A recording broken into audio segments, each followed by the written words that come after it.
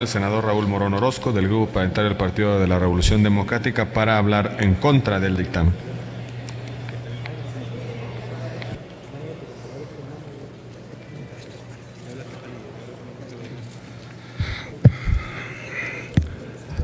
Con su permiso, senador presidente, compañeras senadoras, compañeros senadores, voy a exponer algunas de mis razones para votar en contra de que aprobemos el dictamen en relación a las observaciones del titular del Poder Ejecutivo a la Ley General de Responsabilidades Administrativas. Todas y todos sabíamos en esta Cámara que la Ley General de Responsabilidades Administrativas, llamada también 3 de 3, representaba un ordenamiento jurídico de la mayor trascendencia en la transformación urgente que el país exige. La aprobación de la Ley 3 de 3, tal y como fue propuesta por más de 600,000 firmas ciudadanas, con el amplio respaldo de la sociedad mexicana, hubiera sentado una base más firme para comenzar el nuevo diseño de las instituciones en materia de anticorrupción. Necesitábamos emprender una auténtica lucha, no simulada, contra ese cáncer que amenaza y destruye al sector público-privado y a la sociedad por igual. Desgraciadamente no fue así. Muchos de nosotros en su momento votamos en contra de que esta ley se aprobara a medias, como bien dicen, sin dientes. Ahora insistimos en hacer un llamado de conciencia. Nuestro deber era ir a fondo y reformar también el artículo 29, que era una exigencia muy concreta de los ciudadanos.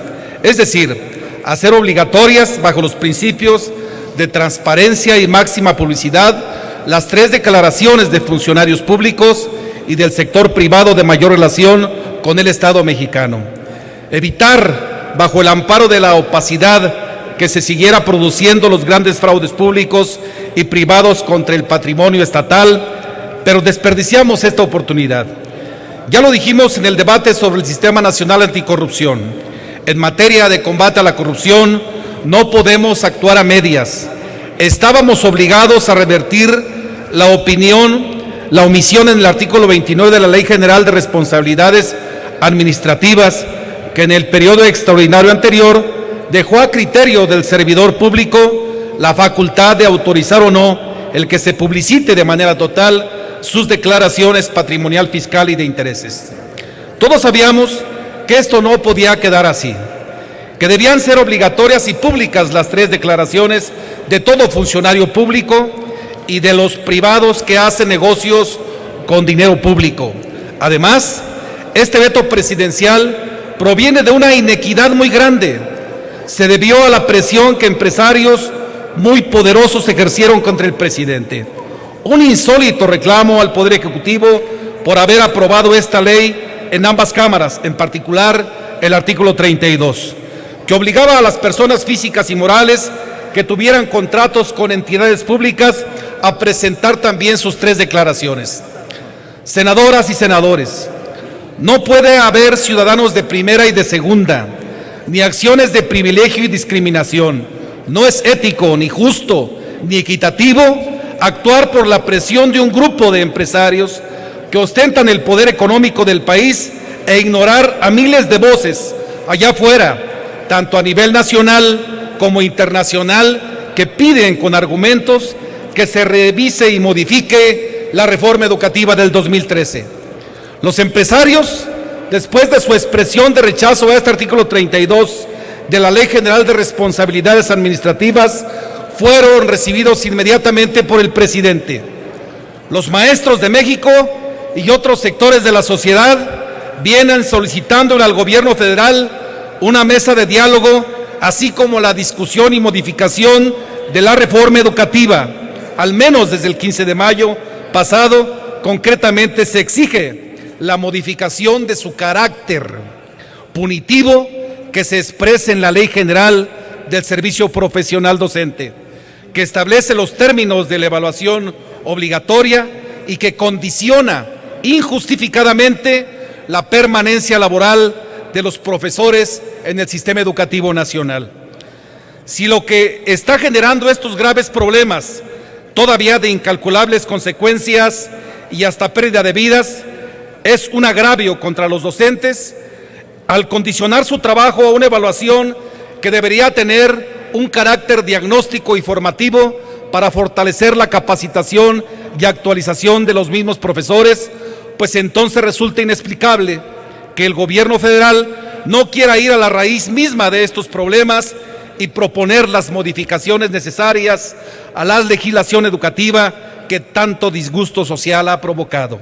Además, a los representantes del poder económico de este país lo recibe el presidente Peña inmediatamente, y a los profesores y a la sociedad civil organizada que los apoya lo recibe el secretario de Gobernación. Solo después de que ocurren las agresiones o los homicidios de Nochistlán, Oaxaca.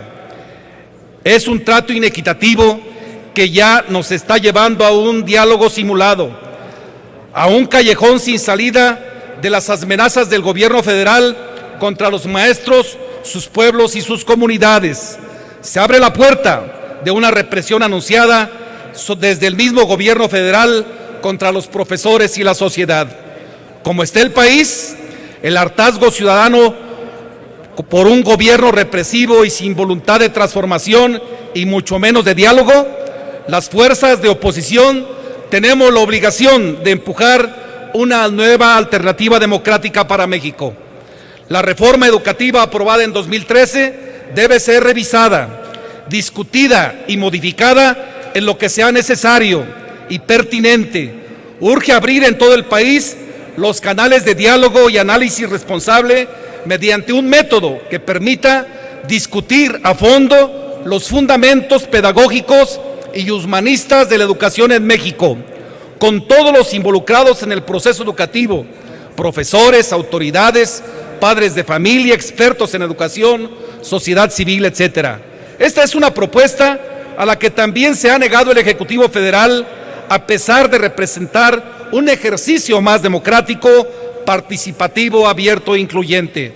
El tiempo se le acaba al gobierno federal, no a los maestros, y parece no importarles de nuevo.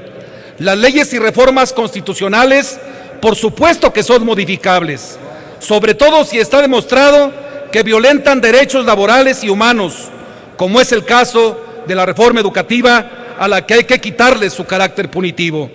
No tiene sentido la supuesta voluntad de diálogo del gobierno federal si no se pone en la mesa claramente la revisión y la discusión de la misma reforma educativa, su evaluación punitiva, la permanencia condicionada y los despidos injustificados que atentan contra los derechos de todos los profesores de México y que es uno de los puntos más importantes en la generación de este conflicto. Se debe retirar las amenazas de despidos, la represión y revertir los daños colaterales que ha provocado esta reforma.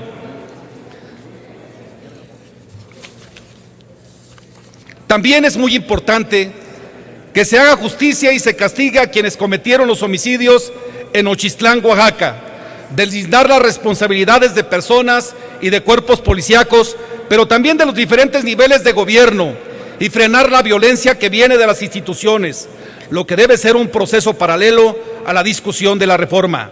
Si el Poder Ejecutivo está renunciando a su responsabilidad de escuchar a los ciudadanos por igual y está llevando a México a una encrucijada muy peligrosa, el Poder Legislativo debe asumir su obligación histórica de responder a la sociedad mexicana con sensatez, con sensibilidad y compromiso con los educadores de este país.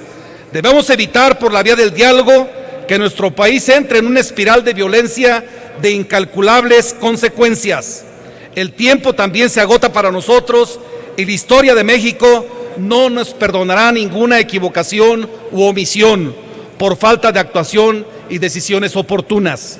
Corrupción también es consentir e ignorar las injusticias y las desigualdades.